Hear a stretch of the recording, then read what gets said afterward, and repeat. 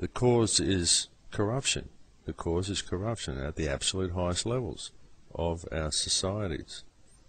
And it's being orchestrated by a handful of people who control all the money and therefore all the flow of resources and food, and they control what the governments do. And the plan isn't a good plan, folks. It's not a good plan. What these people have got in mind is not good. You know, I mean, it goes so deep, but basically they've used us. They've used our energy to create the world that they want. They've done it both on a spiritual level by harvesting our energy through ritual and the use of numerology and all of the things that they do, all of the secret ritualistic nature of all of these secret societies. This is ultimately what it's all about. This is what all the sacred geometry that's incorporated into the buildings that are built by the Freemasons and all of these things, these are all done this way for a reason. These are all done as sacred geometry. They're all done to channel energy and to harvest energy. But then on a physical level, they use us building all of this rubbish that they want, all these military bases and these huge oil refineries and all these places to extract all these nutrients from the planet and to completely control the planet, and this huge military machine. And they keep us busy with trinkets. They keep us enslaved to the dollar and enslaved to debt, so that we have to go and build all this stuff for them, because work means money and you've got to have money. Without money, society doesn't function. But all society functions to do is to keep people in work. And all the work that we do is just raping the planet.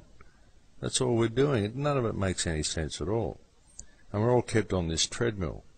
So they've used us, and they've garnered all the technology that they need. And now they've got technology. They've got all this HARP technology. They've got technology, folks, that, I mean, a lot of people would just say that this is impossible, but no, they've got it. Trust me, a lot of the stuff that people would think is just science fiction, they've got. I mean, all of the HARP technology, you can find these bases everywhere. If you go and look on Google Earth and you look around the place, you can locate different HARP installations around the planet. And they use this, and they can control weather, they can control all sorts of things. They can create earthquakes with it, the whole thing. This is all Tesla technology. Nikola Tesla. Google Nikola Tesla. If you've never heard of Nikola Tesla, which I'm sure most people listening to this show have, but just Google some of the things this man did. This man had technology that was absolutely awesome. And he had it way back in the beginning of the last century, way back in the beginning of the 20th century. He had some awesome ideas in the first half of the 20th century. And they've used a lot of that technology to create all these devices and to create all this stuff. So now they've basically got the whole grid set up. They've basically switched it on this month with the level exercise. They've got the whole intelligence. They're probably listening to me as I record this show. You know, they've got the whole thing all plugged in now. It's all happening. So now they don't need us anymore. They've got the planet. That's all they ever really wanted, was control of the whole planet. And they only need enough people left alive to work the machine. So it's up to us whether we let them have that reality or whether we choose to have a better reality. Because that's the choice that we've got, folks. And a lot of people will say, well, look, you know, if they've got all the choice, I mean, this is another argument that I come against. I come up against this all the time. People say, well, look, they've got all the weapons, they control all the governments. If they do everything that you say, why don't they just kill us all? Why don't they just wipe us all out now? They've got the power to do it. Why don't they just do that? But they don't understand. It's also a battle on an energetic level. And a lot of it is a game to them as well. You know, it doesn't work unless we agree. That's how the energy works. It's all about control of the energy. They've got to get you to agree to die. You've got to take the vaccine. You've got to agree to eat all of their poisonous foods. You've got to agree to the eugenics program by not stopping it. They just feed you these poisons and you just eat it. They feed you this genetically modified food so they can genetically modify the human race, and we just accept it. We don't protest about it. We just accept it. So we are agreeing to let them genetically modify us. And people will say, well, now you're going into a duality of us and them. Well, it is kind of an us and them, folks. I guess it's two different polarities of energy, but it's a small group of people, a small group of very psychopathic, very psychotic, very twisted, megalomaniacal people who control pretty well the flow of everything.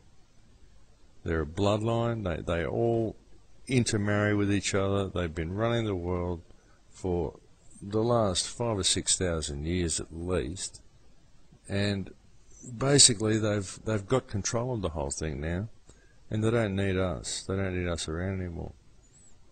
So that's what it's all about, folks. It's about control. It's about control of the people through the control of energy.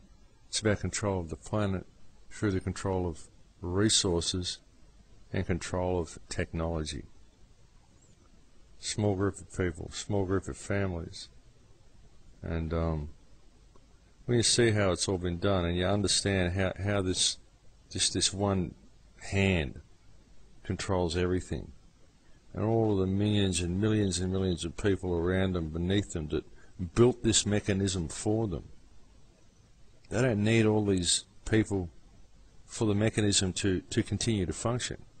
It's almost fully automated now. It just sort of it just keeps itself going, and you only need enough people to basically service the hardware. That's all you really need.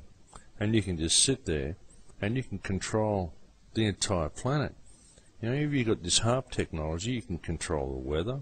You can control everything. You've got people completely fed the information that you want them to have by watching this box that you've convinced everybody to get one in their corner. You're a lesser person. You don't have anything until you have a television.